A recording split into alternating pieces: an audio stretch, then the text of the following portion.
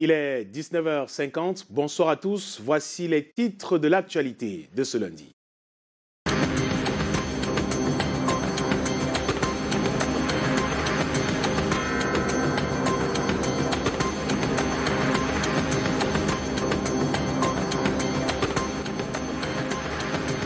À la une ce soir, le gouvernement, une fois de plus, frappé par le deuil. Le secrétaire d'État au ministère de la Santé est mort ce matin à Yaoundé. Les pandémies contre lesquelles il s'est battu une bonne partie de sa vie ont eu raison de lui. Ali Mayatou est mort de Covid-19. Garoua pleure son lamido. Évocation, témoignages et portraits de l'homme à suivre dans ce journal. À la une également ce soir, avalanche d'hommages en la mémoire du cardinal Christian Toumi. Des témoignages ne tarissent pas au sujet de l'homme de Dieu parti samedi dernier. Qui l'a grandement inspiré dans ses différents combats évoque la perte d'un compagnon de lutte pour qui le dialogue, l'entente, le consensus, la paix étaient les maîtres mots. Que se passe-t-il exactement au sein des associations musulmanes au sujet de la gestion du croissant lunaire? Des leaders de ces regroupements s'affrontent par communiqué interposé depuis quelques jours. Nous sommes allés tenter de comprendre ce qui s'apparente à une querelle de leadership. Et puis en sport, pendant que le Coton Sport de Garoua plane en Coupe de la Confédération africaine de football grâce à une nouvelle victoire en Zambie. Vanessa Mbala Tangana hisse le Cameroun sur la 3e marche du podium au Grand Slam d'Antalya en Turquie. Voilà pour le sommaire.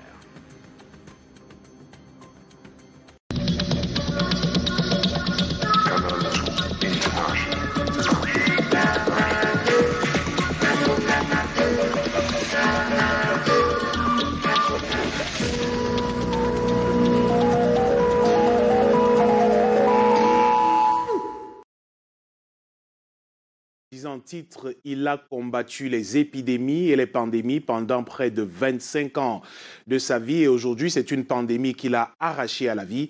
Ali Mayatou a succombé, je vous le disais en titre, au Covid-19 en cette matinée du 5 avril. Le fauteuil du secrétaire d'État au ministère de la Santé publique, désormais vide, laisse l'État dans la tristesse totale. Le Premier ministre chef du gouvernement l'a d'ailleurs signifié dans un communiqué cet après-midi. D'autres détails avec Karel Mezatiadjoui. C'est à l'hôpital général de Yaoundé où l'on apprend qu'il a séjourné pendant des jours, qu'il a poussé son dernier soupir. Sur place, la famille venue nombreuse a souhaité la discrétion, à l'image de l'homme humble que fut Ali Mayatou durant ses près de 75 années de vie sur terre. Une bonne partie consacrée au service de la nation, au ministère de la Santé publique surtout, où il a occupé le poste de secrétaire d'État, chargé de la lutte contre les épidémies et les pandémies pendant 25 ans. Le chef de ce département a témoigné toute sa sollicitude à la famille si durement éprouvée à travers ses allées et venues ici. Le gouvernement porte le deuil. Le Premier ministre Joseph Diongouté a annoncé son départ avec beaucoup de regrets en précisant que celui qui était par ailleurs l'amido de Garoua dans le Septentrion a servi l'État avec fidélité, dévouement et loyauté. Le président de la République sera certainement représenté à ses obsèques, comme ce fut le cas pour Adoum Gargoum, ministre délégué auprès du ministère des Relations extérieures, chargé du monde islamique, qui a quitté la scène en fonction il y a juste un mois. Ali Mayatou est ainsi le 2e haut commis de l'État qui décède en fonction depuis le début de l'année 2021 et le 3e au cadre du gouvernement a tiré sa révérence en exercice après Justin Dioro il y a une dizaine d'années.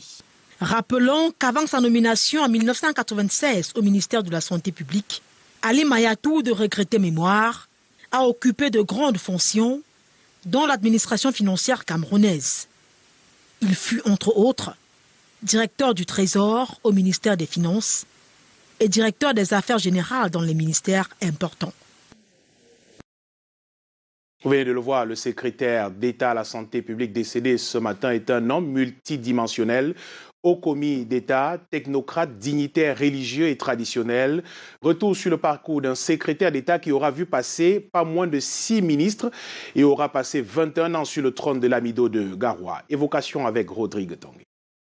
Avec la disparition d'Ali Mayatou, le Cameroun perd le premier maillon principal après le ministre de la Santé lui-même du dispositif sanitaire du pays.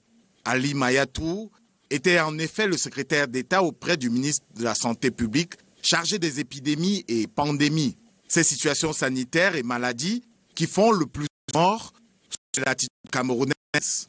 D'ailleurs, au moment de quitter la scène, le numéro 2 du ministère de la Santé publique travaillait sur la mise en place d'une task force pour l'élimination du paludisme au Cameroun. Il convient pour cela de hautes personnalités du secteur privé et de hautes actions cet après-midi prochain. Mort ainsi au front, au cours d'une ultime bataille à un poste qu'il occupe depuis 1996, soit 25 années qui lui ont permis de travailler avec des ministres comme Feu Golbemone Kotso, Titus Edouard, Charles Boromé Etundi, Laurent Esso, Urbain Olangenawana, André Mamafouda ou encore Manaouda Malachi qui laissent en première ligne de la lutte contre le Covid, pandémie qui rentrait dans les charges de l'illustre disparu et qui, ironie du sort, l'emporte pour l'éternité. D'autres fronts, Ali Mayatou les avait connus. Le développement du Lamida de Garoua, chefferie qu'il a vu naître en août 1946, où il héritera du trône de son père en 2000. En tant que Lamido de Garoua, le frère de l'ex-premier ministre Sadou Ayatou, qu'il rejoint dans l'au-delà, mais aussi Dissa Ayatou, ex-président de la CAF, a été élu au début des années 2010 à la tête du premier Conseil national des chefs traditionnels du Cameroun. L'inspecteur principal du Trésor, devenu Lamido de Garoua, sans doute épris de justice et de paix pour ses administrés, a postulé et obtenu de la machine judiciaire du Cameroun d'être président du tribunal coutumier du chef-lieu de la région du Nord. La prestation de serment d'Alim Garga Ayatou, en juin dernier, avait donné l'occasion aux chroniqueurs de rappeler la multidimension de ce monarque musulman monogame. Évoqué tout à l'heure le président de la République, il vient de décréter des obsèques officielles à l'honneur du secrétaire d'État au ministère de la Santé publique. Ces obsèques officielles se dérouleront demain, mardi 6 avril 2021, à Garoua, département de la Benoué, région du Nord Cameroun. C'est la quintessence d'un décret présidentiel rendu public il y a quelques minutes seulement. Dans le même temps, la ville de Garoua porte le deuil. Haute autorité traditionnelle, Lamido laisse la capitale du Nord orpheline d'un de ses fils les plus illustres. Pendant 21 ans, il a régné dans la localité. Chefs traditionnels et autres collaborateurs parlent d'un leader rassembleur. Aimé Catherine Moukouri et Aïssa Toubouba pour d'autres précisions. Au-delà de l'homme d'État, c'était un gardien de la tradition. Ali Mayatou chapeautait le Lamida de Garoua depuis l'année 2000. On retient de lui qu'il était un grand rassembleur, un homme de grand cœur. Son départ attriste la capitale du Nord. Un grand rassembleur, c'est le père des enfants. Et la communauté Bamou de Garoua a vécu avec Lamida Yatou une vie cordiale et sympathique. C'est une personne de cœur, c'est une personne d'une grande moralité, c'est une personne qu'on doit du respect et de considération. En 21 ans de règne, il se voulait le gardien de l'histoire de son pays, qu'il partageait avec ses collaborateurs. Les chefs se souviennent de ses formations. Qui fut un grand homme et qui à chaque fois nous rappelle l'histoire du Cameroun. Et aujourd'hui, il n'est plus. C'est lui qui m'a formé dans tout ce qui est traditionnel. C'est celui qui m'a donné toutes les informations nécessaires pour devenir, n'est-ce pas, un très bon chef traditionnel. À 75 ans, il était un des piliers de la région. C'est dans la douleur qu'on pense déjà à ses obsèques. J'espérais que l'âme du défunt repose en paix. Voilà, pour l'instant, ce sont les mesures d'ordre actuelles que les autorités prennent en pareille circonstances, afin que les uns et les autres puissent venir commencer la période de deuil. Gardien de la tradition, avec le partage pour mission, Garoua dit au revoir à son Lamido et merci à son fils. Du traditionnel au religieux, mais toujours dans la tristesse, homme de foi, fervent artisan de la paix, et des libertés, le cardinal Christian Toumi, décédé samedi matin, a marqué la classe politique camerounaise pour les uns. Son départ est une perte incommensurable. Les autres parlent d'un grand soutien pour certains combats politiques qui viennent de s'éteindre. Le prélat laisse une œuvre gigantesque et grandiose qui nécessite d'être pérennisée, selon bien d'autres politiques rencontrés ce jour par Charles Robert Itok et Marius Koussou. 48 heures après son départ vers l'Éternel, le souvenir de ces combats reste frais dans les mémoires. Henriette Ekoué, journaliste et historienne, parle du cardinal Christian Toumi. Premier contact, nous, l'UPC avec le cardinal Toumi, c'est que début 91, lorsque s'est engagée la lutte pour la conférence nationale souveraine, le parti a dépêché Anissé Kane au Nord Cameroun pour lui suggérer si la conférence nationale s'était tenue, qu'il en soit le président. En octobre, il vient, en 91, en pleine ville morte, il vient faire sa messe inaugurale. Et il insiste pour que l'opposition soit au premier rang. Le décès du prélat reste une perte énorme pour le combattant de la paix Jean-Jacques Ekindi. Il s'agit d'une perte vraiment immense. Il s'agit d'une perte immense pour tous ceux qui le connaissaient, pour l'Église catholique évidemment, qui est la sienne, et surtout pour le Cameroun. Parce que le cardinal Toumi était une personnalité de tout premier plan, qui a toujours montré sa disponibilité, qui a fait voir sa perspicacité et son efficacité dans les actions qu'il engageait. Je trouve qu'il part un peu trop. Le caractère vrai, serein et implacable du cardinal Christian Toumi hante encore les esprits. Ma rencontre avec lui commence à Makepe, lorsque j'étais paroissien de Makepe, où le prélat m'aborde en me disant qu'il voulait installer une église à Koto et à Bangé. Chose qui a été faite aujourd'hui grâce à lui, parce qu'étant paroissien catholique convaincu, nous allions faire des prières pour le Cameroun à cette époque. L'homme de Dieu qui s'en est allé laisse un combat pour la paix dans les régions du nord-ouest et du sud-ouest. Véritable artisan de paix, vivement que son œuvre se poursuive. Et quelle perte son départ représente dans le paysage sociopolitique camerounais. Comment peut-on combler ce grand vide? La question se pose aujourd'hui, 2 jours après son départ, des interrogations qui fusent justement dans les milieux politiques et même de la société civile. Pour tenter d'avoir des éléments de réponse, nos reporters Monique Naosi-Fosso et Thierry Nana ont rencontré à la fois des membres de la All Anglophone General Conference et des leaders d'opinion. L'extinction du cardinal Christian Toumi, c'est la fin d'un engagement dans la vie sociale et politique qui a fait de lui un prélat au-dessus de la mêlée. On le considérait toujours comme ce caillou dans la botte des chaussures des membres de notre gouvernement, parce qu'en fait, il ne faisait pas de la fine bouche, il le disait crûment et il était un monsieur objectif. Vous avez souvent vu, il prenait position où les uns et les autres prenaient du recul. C'était un peu la voix et la bouche des sans bouche et la voix des sans voix. La résolution de la crise anglophone, c'est son dernier combat mené pendant le crépuscule de sa vie.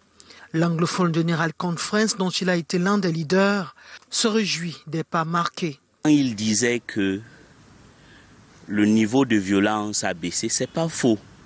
Nous avions des actes spectaculaires comme le kidnapping qu'il a été lui-même victime. Parce que quand il a commencé l'Anglophone General Conference, vous aviez des ministres même, des journalistes, des gens de la société civile qui disaient qu'il n'y avait pas de problème anglophone. Mais celui qui a défendu le cardinal Toumi, c'est le président de la République. Paul Biya, le président de la République, est venu convoquer le dialogue national. Et quand on a convoqué le dialogue national, c'était pourquoi? C'était pour résoudre le problème anglophone. Ça veut dire que ce que Toumi disait, il était en phase avec le président de la République. Autant que les pères Angers-Bem 20, Monseigneur Ndormo, entre autres, le cardinal Toumi rejoint la poignée des hommes d'église dont le charisme a une portée au-delà des paroisses. Aujourd'hui, la plupart des êtres humains, des Camerounais, sont soit tribalistes ou régionalistes. Cardinal Toumi n'était pas tribaliste. Il n'était pas régionaliste. Il ne te posait jamais de questions pour savoir si vous venez de Samarie ou de Judée. Il te prenait comme la création, une créature de Dieu. Avec une préférence pour le fédéralisme, le cardinal Christian Toumi a accueilli le statut spécial des régions du Nord-Ouest et du Sud-Ouest comme un début de résolution de la crise.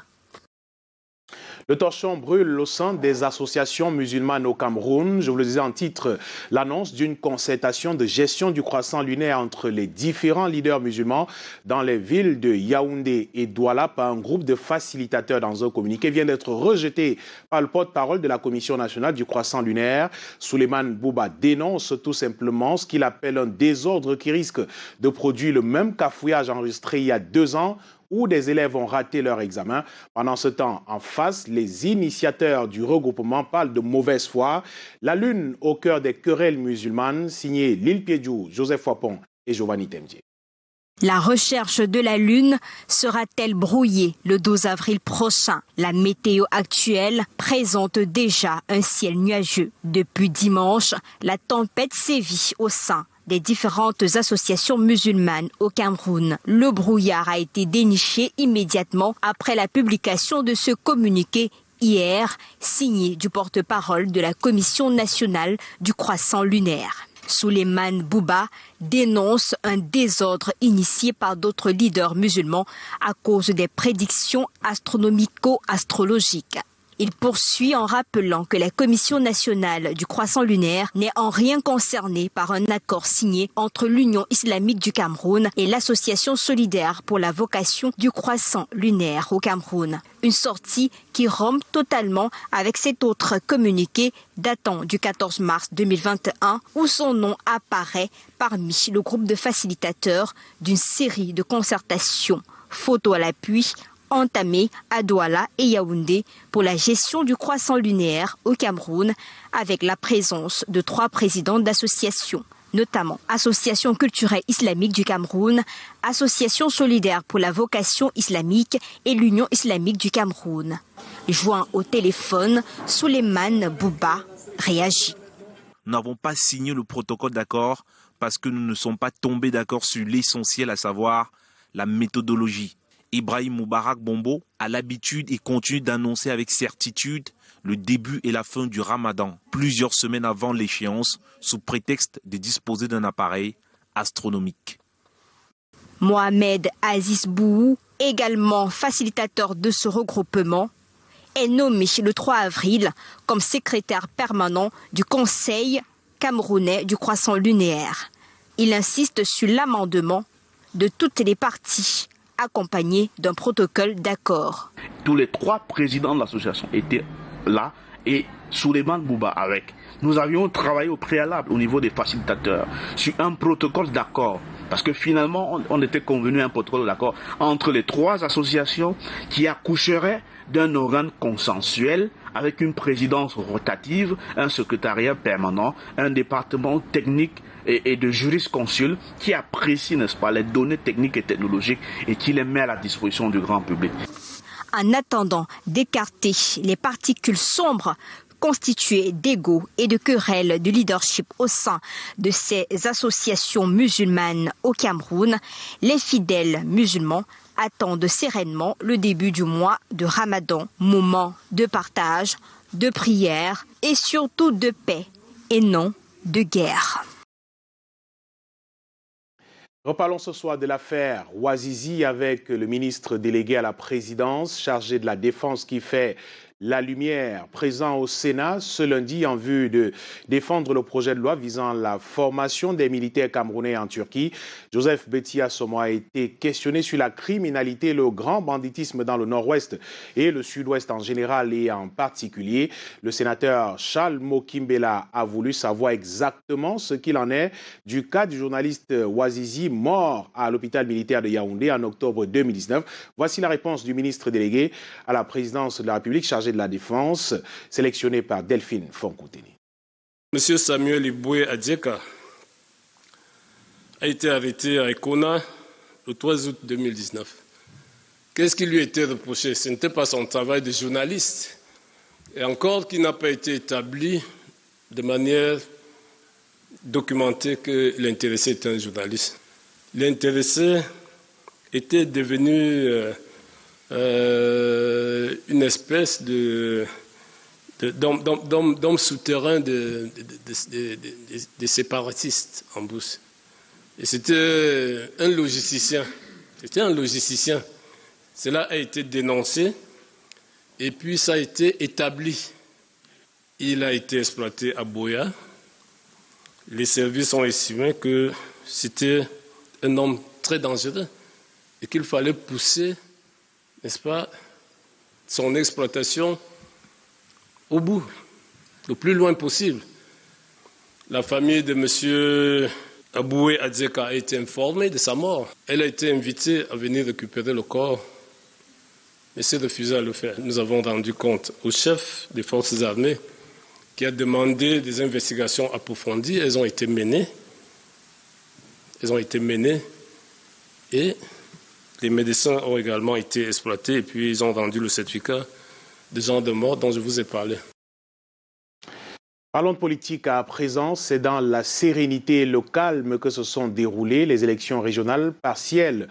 Dans le département de la Menoua à Tchang, précisément, les chefs traditionnels de ce département, comme vous les voyez ici en image, sont sortis nombreux pour prendre part à ce vote de 3 représentants du commandement traditionnel au sujet des régionales à l'ouest. Selon les tendances, après le dépouillement, la liste bleue serait bien partie pour siéger au conseil régional. Le reportage d'Éric Matane. 15 bulletins nuls, 75 pour le candidat Gabriel Tidier du groupement Bamendou dans l'arrondissement de Penka-Michel, contre 58 bulletins pour Albert Nietezem du groupement Fombap dans l'arrondissement de Sanchou. Suffrage exprimé, 133 votes. Sur les 158 inscrits, 148 ont voté pour élire les représentants du commandement traditionnel au Conseil régional de l'Ouest. L'élection des représentants du commandement traditionnel de la circonscription électorale de la Menoua au Conseil régional de l'Ouest s'est déroulée dans de bonnes conditions, conformément à la loi. Ce sont là les résultats non officiels selon les tendances après dépouillement.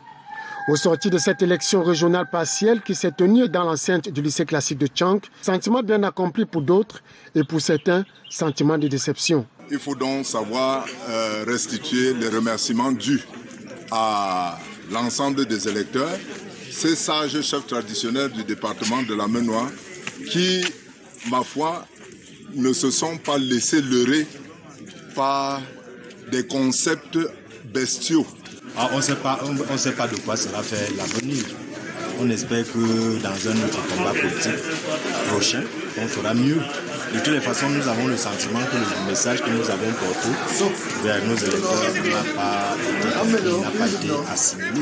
Au final, c'est le département de la Menoua qui gagne et l'on aura prôné le sens de la démocratie par la constitution des 2 listes des chefs traditionnels. Cette élection des représentants du commandement traditionnel clôt ainsi le chapitre des élections régionales dans la région de l'Ouest. Reste à attendre le maçon au pied du mur. Encore des amoureux de la vitesse épinglés par le radar de la gendarmerie nationale, le lieu de leur infraction ici sur l'axe Yaoundé-Boumiébel, l'axe reliant Yaoundé à Douala, dans le cadre de la prévention routière. Une belle occasion pour les hommes en béret rouge de tester leur nouvel appareil que nous fait découvrir Alain Ghislain Kanga dans ce reportage. Pendant son voyage, Kingston est obligé de marquer un arrêt ici. Il est interpellé par la gendarmerie pour excès de vitesse. Une information donnée par le radar. Le chauffeur veut être rassuré. Oui, effectivement. Il constate que le procédé n'est plus le même, c'est-à-dire lui donner des informations manuscrites. Envoie-moi l'image du véhicule du Matango. L'officier contacte le radariste avant de se servir de cette imprimante, dernière génération. Nous avons ici en face de nous l'imprimante HP, nouvelle génération, qui sert à imprimer, bien évidemment, les images qui ont été scannées, les images des véhicules qui ont été scannés en amont par l'opérateur radar. Il me les renvoie par WhatsApp ou par toute autre chose, voilà. Là par WhatsApp. Et une fois que je l'ai par WhatsApp, je l'imprime par point d'accès et puis là je monte à l'usager. La pièce à conviction de l'infraction est tiré sous les yeux de Kingston, qui reconnaît son tort. Là, j'éprouve quand même un petit sentiment de satisfaction. C'est vrai que j'ai dit à l'agent de la gendarmerie, le lieutenant Mohamed tout à l'heure, que je n'étais pas en excès de vitesse. Il a fallu qu'il me l'approuve avec l'impression. Il se facte sur le terrain, ce qui n'était pas fait auparavant. Le travail des hommes en béret rouge sur la route roule désormais sur l'axe de l'informatisation, avec à l'arrivée plusieurs avantages. Voilà, c'est maintenant beaucoup plus facile pour nous parce qu'il y a déjà un gain de temps. Parce qu'avant, on prenait beaucoup plus de temps à expliquer aux usagers pourquoi est-ce qu'ils avaient été flashés. Au cours de cette opération, une quinzaine de cas d'excès de vitesse a été enregistrée sur cet axe Yaoundé-Bomiébène. L'appareil est uniquement utilisé à la demande de l'usager interpellé. Voilà, qui met tout le monde d'accord. La suite avec cette sortie du gouverneur de la région de l'ouest du Cameroun au sujet de l'organisation des obsèques dans cette région, un arrêté régional portant suspension d'organisation des funérailles sur toute l'étendue de la région de l'ouest pour un délai, une période de 2 mois, éventuellement renouvelable en fonction de l'évolution de la pandémie du Covid-19. L'organisation des funérailles sur toute l'étendue de la région de l'Ouest est donc suspendue à compter de ce jour. Par ailleurs, l'organisation de toute autre cérémonie, écrit le gouverneur de la région de l'Ouest, de toute autre cérémonie populaire, mariage, obsèques, concerts et autres, est soumise au respect scrupuleux du quota de 50 personnes ainsi que de toutes les autres mesures barrières édictées par le Premier ministre chef du gouvernement. C'est un arrêté régional signé ce jour par Awa Fonka Augustine, le gouverneur de la région de l'Ouest. Partons de l'ouest pour le sud-ouest, dans le département de la Mémé précisément, où l'une des difficultés majeures rencontrées par les populations reste l'état déplorable et même calamiteux du réseau routier.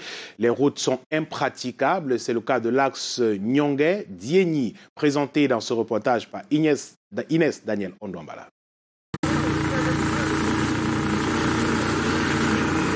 Un cliché saisissant.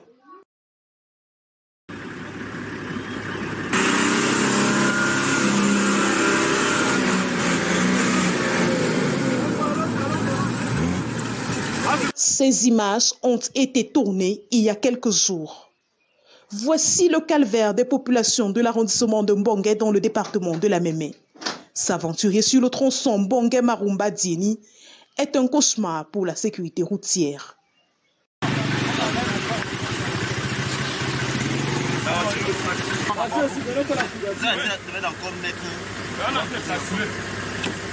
Un voyage impossible qui donne des cieux froides. La voie étroite, impraticable. Les chauffeurs n'ont droit à aucun repos. Les moteurs et les pneus sont mis à rude épreuve.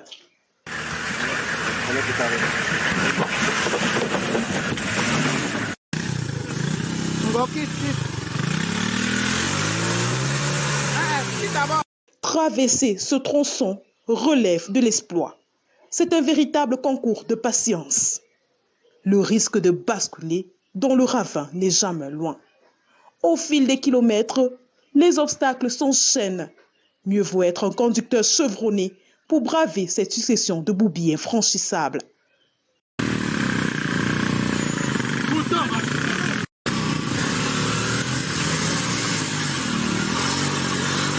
C'est le calvaire que rencontrent les usagers de la route, dont la localité de Diéni, dans le département de la Mémé, région du sud-ouest Cameroun.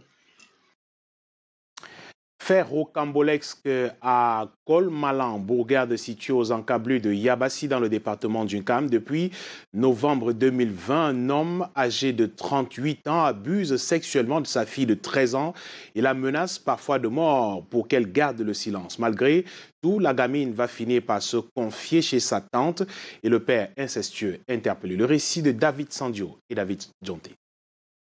Le village Komalan. Il faut compter 16 bornes kilométriques avant le centre administratif de Yabassi, dans le département du Nkam. Un homme, Alain Olivier Makongo, 38 ans, père de 3 enfants, âgés respectivement de 18, 15 et 13 ans. Séparé de son épouse et pour assouvir son désir sexuel, Alain Olivier n'a pas trouvé mieux que sa propre fille, âgée de 13 ans et élève en classe de CM1 à l'école publique de Nkolmalan. Malgré la menace de mort, la victime va rompre le silence et se confier à sa tante. Je suis vraiment dépassée. Je ne sais pas ce qui est arrivé à Makongo. Je suis partie me laver simplement avec ma fille derrière. Elle me dit que tantine, elle dit oui, voilà ce que papa m'a fait. Je dis que papa t'a fait quoi? Elle me dit que non. Papa dit que si je parle non, il va me tuer. C'est d'où elle a dit que non. Dis-moi, c'est d'où elle m'a dit que son père lui est couché pendant que j'avais perdu ma tante. Nous sommes partis dans Abonaunga, ma belle-sœur là-bas. Quand j'avais une maladie, là, mon père avait dit qu'il va regarder. Il a dit que non, ça fait plus mal. Après, maintenant, il est venu. Il a dit pour me coucher au lit. Il m'a forcé de me coucher. Il ne voulait pas me coucher. Une histoire de viol, inceste et atteinte à la pudeur qui choque la population villageoise. Elle a engagé une filiature. Alain Olivier Makongo sera repéré, molesté par la foule avant d'être extirpé par la police. Il passera d'ailleurs aux aveux complets. Je ne sais pas ce qui m'a pris, puis j'ai commencé avec ma propre fille.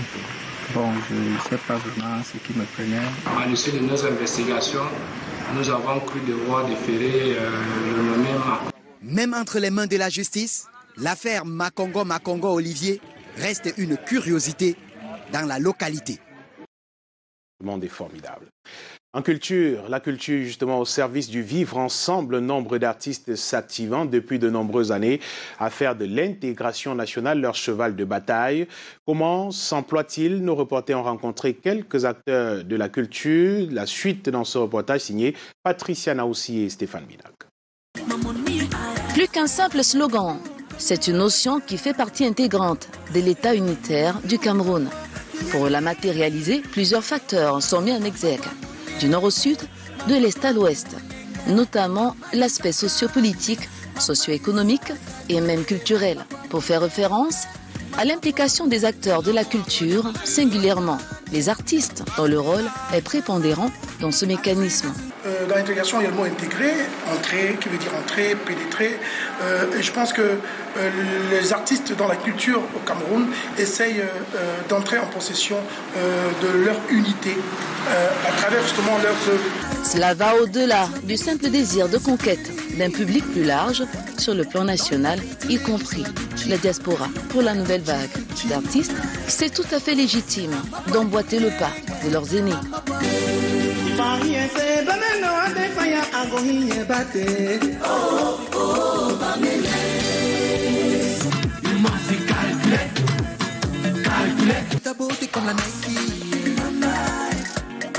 Ça se voit à travers les langues qu'ils utilisent, l'anglais pour certains, le français ou les deux, et ça le fait bien. Ils s'approprient même en fait le mot intégration ou simplement l'idée de l'intégration en mettant ensemble les deux langues comme en utilisant le camphre anglais. On regarde ce que les artistes d'expression urbaine anglophones font. Vous allez vous rendre compte que pour qu'ils s'intègrent, pour que leur musique marche, ils sont obligés d'utiliser le français. Il va sans dire que le volet artistique est un levier majeur de l'unité nationale et du vivre ensemble. Du sport à présent, Vanessa Mbala Tangana prépare de la merveilleuse des manières les prochains Jeux Olympiques de Tokyo prévus en août prochain. La judokate camerounaise ici en image a décroché la médaille de bronze au Grand Slam d'Antalya en Turquie ce week-end. Une récompense qui vient un peu effacer la mésentente entre cette dernière et la FECA Judo au sujet de la présence de son coach personnel à ses côtés lors des JO. Les détails avec Marc Chouamo et Eric Golf Quacho. Nouveau podium pour Hortense Vanessa Mbala Atangana. La judokate camerounaise a décroché la médaille de bronze ce week-end au Grand Slam d'Antalya en Turquie. Après son élimination en demi-finale par l'Israélienne Raz Ershko, futur vainqueur de l'épreuve, Vanessa Mbala est venue à bout de l'Algérienne Sonia Assela sur Ippon dans la lutte pour la médaille de bronze dans la catégorie des plus de 78 kg. Une bonne note à 4 mois du début des Jeux Olympiques de Tokyo. La judokate de 29 ans enchaîne les grands slams en guise de préparation pour le grand rendez-vous planétaire. Mettre en place tout le système d'attaque et tout ce que je travaille en ce moment pour pouvoir peaufiner tout cela et être au top le jour J pour les Jeux Olympiques de Tokyo 2021. Avec cette pandémie, je ne vais pas vous mentir, c'est très dur. C'est très dur parce que presque toutes les salles de sport sont fermées. Mais avec mon staff et mon entraîneur Rodrigue Chenet, et il fait le nécessaire pour que je puisse avoir une salle des sparring partners qui me permet de monter sur le tapis tous les jours et m'entraîner sereinement pour être prêt le jour J. Une préparation qui a des petits remous. Vanessa Mbala a entamé un bras de fer avec la Fédération camerounaise de judo au sujet de la présence de son entraîneur personnel au JO. L'info a même fait la une du quotidien français Ouest France. Contacté, le président de la FECA Judo, maître Alain Christian Kinguet, a précisé que par le passé, l'instance acceptait la présence du coach Chenet par faveur, mais que selon les règles, c'est à l'entraîneur national de préparer et d'accompagner les judokas camerounais aux compétitions internationales, ce qui a été le cas en Turquie ce week-end. Avec la pandémie à coronavirus qui complique déjà la préparation en France de la championne d'Afrique en titre, espérons que ce quiproquo sera réglé pour qu'une médaille cette fois soit en or pour le compte de Vanessa Mbala à Tangana, mais aussi du Cameroun. Le Coton Sport de Garoua est sur un nuage. Le seul représentant camerounais en Coupe de la Confédération africaine de football vient de s'imposer de nouveau en Coupe de la CAF, cette fois à l'extérieur sur la pelouse de Napsasta de Zambie, 0-1. Un succès qui permet au Coton Sport de Garoua de prendre seul la tête du groupe B après 3 journées. Les précisions de Marc Chouamot et Calvin Tekam. Le stade de la réunification des Douala semble Berkane. Les cotonculteurs sont allés s'imposer en Zambie ce dimanche, 1-0. Vestiaire, le gardien Narcisse Land est le seul joueur éveillé sur ce tir à la 51e minute. L'orage passé, Coton Sport reprend la main. Mais aucune des 3 dernières occasions du match ne sera transformée. Victoire 1-0. Coton Sport réalise la bonne opération de cette 3e journée en prenant la tête du groupe B avec 6 points au détriment de la JS Kabylie tenue en échec par la Renaissance Berkane. 2 succès de suite en phase finale de Coupes africaines pour Coton Sport de Garoua. Pour revoir cette embellie, il faut remonter au 6 juin 2014 à Abidjan lors d'un succès important 3-2 face aux académiciens de la SEC Mimosa. Toujours du sport, la 5e journée du championnat Elite One marque le réveil de l'Union sportive de Douala. Le club de la capitale camerounaise a gagné sa toute première rencontre de la saison ce week-end d'une ville de Douala où Stade Renard de Melon se trouve très à l'aise. Impuissante à domicile, le club du Mongo vient d'enchaîner 2 victoires à Douala. David Sandu et Luciano Djakou pour les détails. Le stade de la réunification des Douala semble porter bonheur à Stade Renard de Melon. Le club du département du Mungo est venu à bout de Avion Académie d'Uncam, 2-1. Une double réalisation des Gires Tamo avant la réduction du score en fin de match par Georges Feguet sur pénalty. Motif de satisfaction pour l'équipe de Melon. On a gagné 2-1, je pense que c'est ce que nous sommes venus chercher puisque nous avons quelques difficultés à gagner à domicile et je pense que nous, désormais, nous allons aussi chercher la mesure de la maison. Ce championnat, je pense que nous avons les épaules pour les jouer. Nous avons perdu la fois passée et il fallait automatiquement qu'on vienne dans les installations d'Avion prendre les 3 points. Puis, déjà, je savais que je devais marquer aujourd'hui puisque j'ai préparé ce match à fond pendant la semaine. Et quand c'est arrivé, j'ai fait le bon geste. Enlever des rideaux, toujours dans la cuvette rénovée de Bepanda, Union sportive de Douala goûte enfin aux délices de la victoire pour la première fois cette saison, 2-0. La victime, FC Yaoundé 2 formations, qui court toujours après son premier point de la saison.